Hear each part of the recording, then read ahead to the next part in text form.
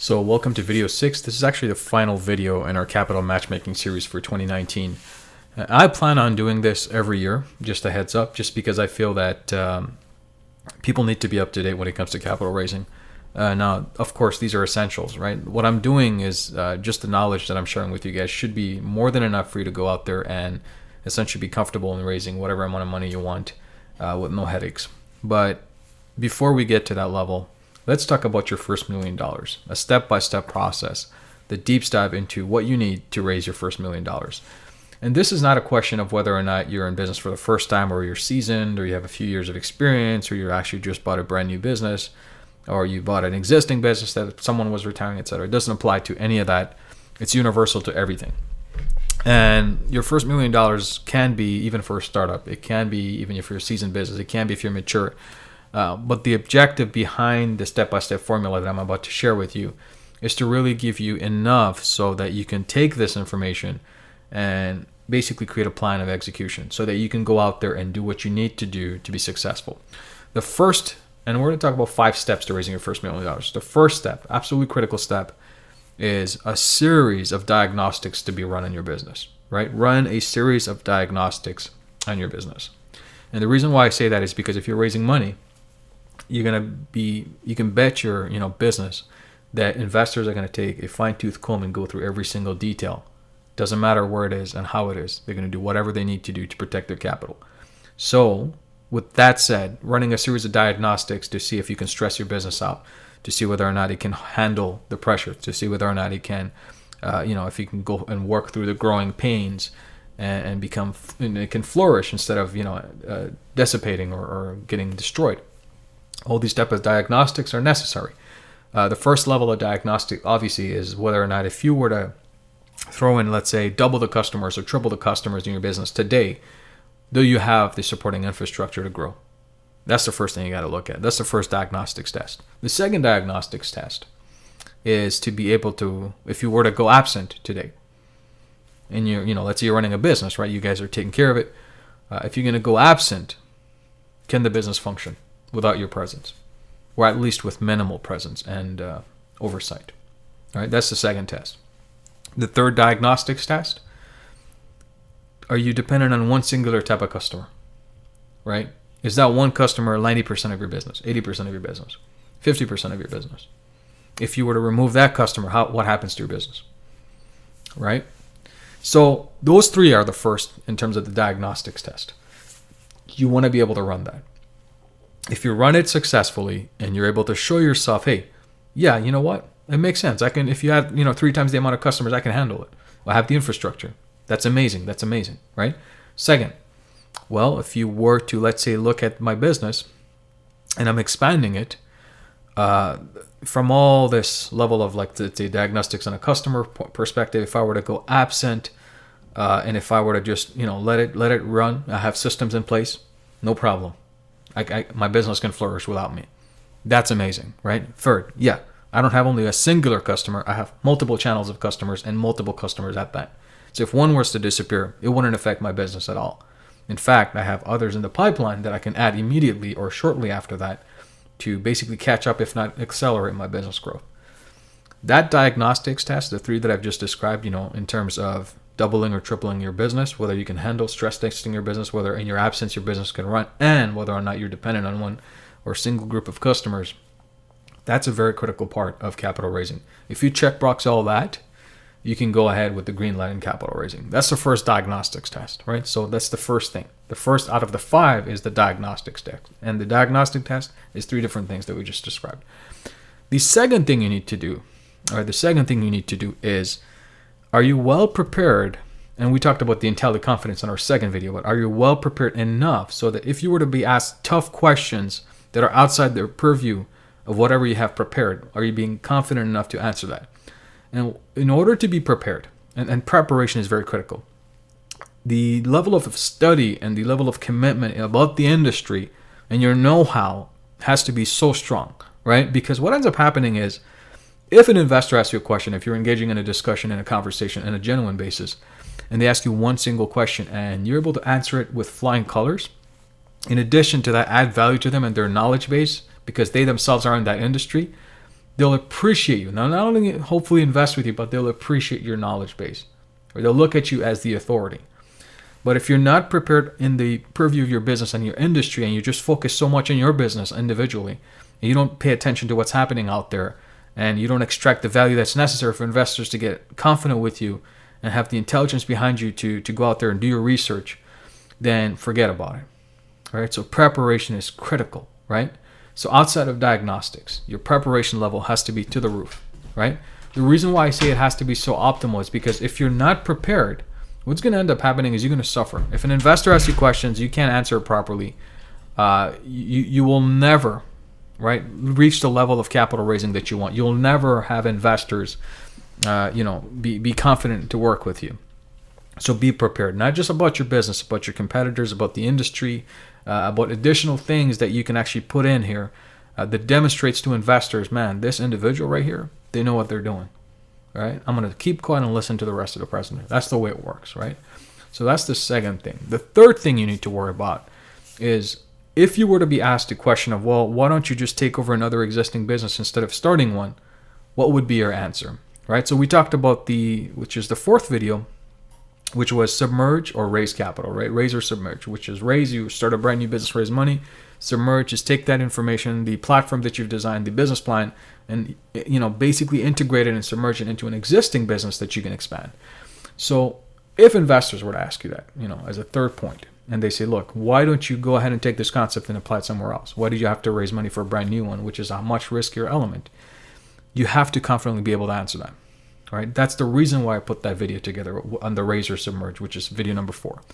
It's because I want you to really understand and dig deep whether or not it's a necessary thing. Like, do you really need to go ahead and raise capital for a brand new business? Can you not just take that information, an element, and apply it to an existing one with another owner, partner with them, and help them extend their business, right? So be confident. You have to be confident to be able to answer that. That's a third element, right? So the first, once again, diagnostics, preparation, then being able to confidently answer whether or not you want to raise or submerge. The fourth thing I'd say on a step-by-step basis is really how much catalysts are you building on a weekly basis? Because end result is it's a law of distribution. It's not a law of large numbers. It's a law of distribution. And you have to find critical ways of distributing value that you have. Because at the end of the day, you have to be known as the authority, right? If you're not known as the authority and you're known as another option, you basically are something called commodity. The investors don't need you.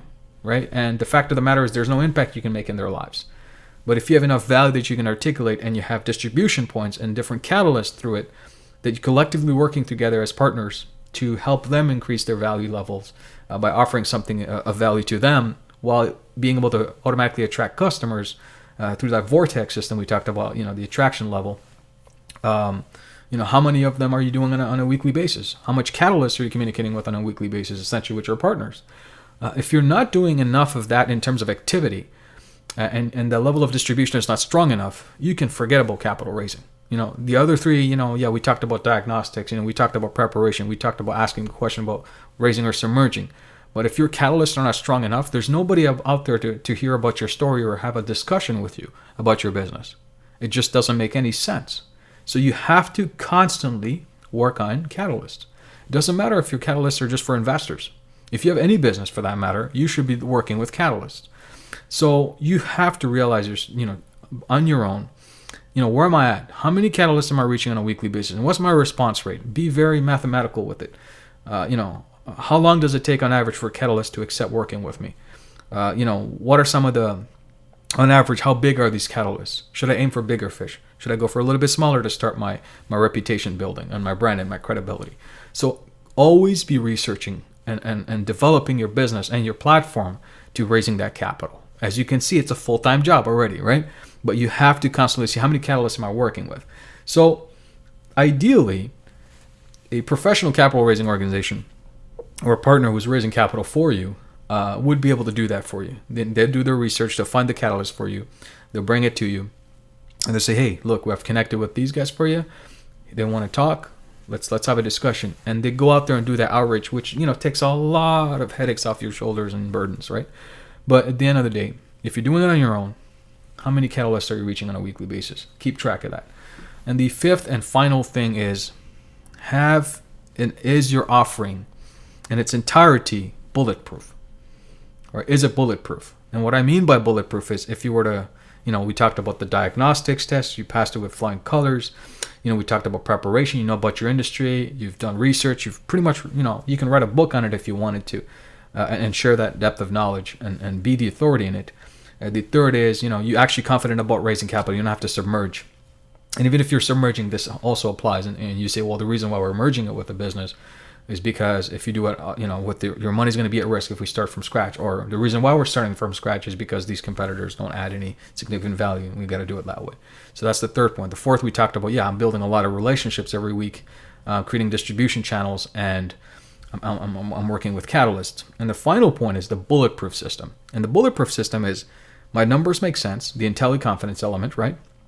I'm approaching it in a very unique way, this business. I know I can expand, I can grow. I've estimated a level of growth that I can tap into, which is why your money is important for me, et cetera, et cetera. And then you essentially have, documents that are well drafted. You can have an attorney to do that for you, which absolutely you need to do if you're capital raising. The way you're raising your money, whether they're through accredited investor, et cetera, the SEC is basically you're complying with the SEC standards of distribution securities. You have a good team in place ready, and they have letters of intent. They're committed. They're participating with you in your events and your catalysts. They're super excited. They love you. They see the future with you. That's there if the investors have to speak with those individuals and whether or not they want to test the level of commitment on whether or not they're on board with your mission and vision, and of course as well as how you're protecting their capital, what elements are you using, right? So with all that said, those are the 5 steps to raising your first $1 million. If you can pass all that through flying colors and you're very confident, you're like, Ali, I did it. I did my diagnostics. I'm great. I'm prepared. Here's the proof. Here's why I want to raise instead of submerge. Here's a level of catalyst I'm building every week, and I'm super excited. There's a lot of energy that's happening, and my system is bulletproof, man. I'm ready to raise capital. Trust me, if you do it that way, your $1 million is going to be in no time. So that's the goal, and this is the process of raising capital successfully. So that was the end of our capital matchmaking series, video number 6. And like I said, every year I'm going to do one of those just to refresh everybody's minds and memories here in terms of being able to successfully raise money. Now, if you're interested, if you think that whatever I've added in terms of the videos was of value to you, and you felt, wow, this is really something new and unique, and you want to explore opportunities of working with me, whether or not you want to buy an existing business or you already have a business you want to raise money for, I strongly encourage you to write to me, ali@alitarafdar.com, and let's talk about certain things that possibly we can do together. And again, it's a no pressure thing. There's no pressure. You working with me, you're not forced to.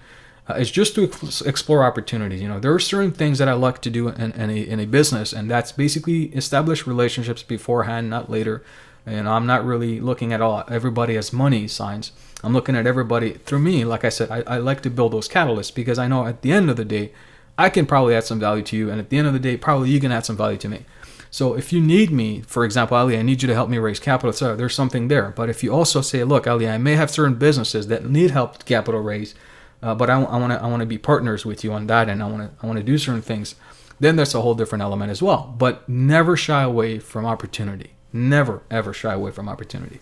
So if you're serious about working with me, or if you feel that I've added value to you and you have a business that you want to raise money for, I strongly encourage you, once again, write to me at ali@alitarafdar.com, or you can visit alitarafdar.com. It'll be below this description of this video. And I hope that you enjoyed video number 6 in terms of capital matchmaking. Once again, this is Ali Tarafdar, your guide and mentor. I'll see you guys next time. Bye for now.